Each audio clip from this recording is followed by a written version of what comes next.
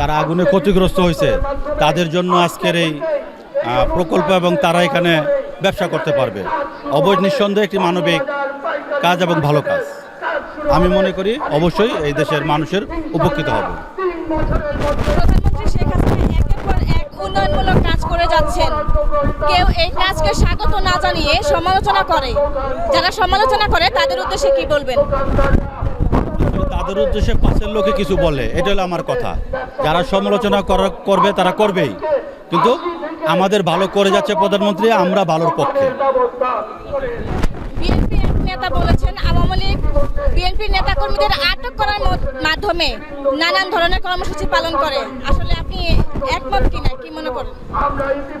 BNP আটক করা আওয়ামী লীগের নেতাকর্মীকে এটা আসলে পাগলের প্রলোভন, এটা কোনোদিনই পারবে না। আর আওয়ামী লীগ সংগঠন এতটা দুর্বল না যে তারা আটক করবে, তারা নিজেরাই আটক হয়ে যাবে আমাদের আওয়ামী লীগের নেতাকর্মীদের কাছে।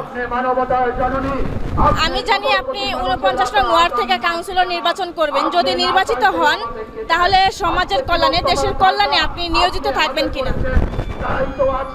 আমরা দেশের কল্যাণে, সমাজের কল্যাণে তো এখনই কাজ করতেছি। নির্বাচিত হইলে অবশ্যই আরও ভালো করে করার সুযোগ হবে, অবশ্যই করব।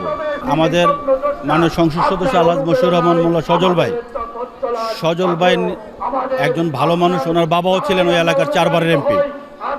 অতএব আমাদের যে উন্নয়নের কাজে ধারাবাহিকতা, অবশ্যই সজল ভাই মাননীয় প্রধানমন্ত্রীর সাথে সমন্বয় করে, আলোচনা করে আমাদের উন্নয়নের ধারাবাহিকতা ঢাকা 5-এ রাখবেন। ধন্যবাদ।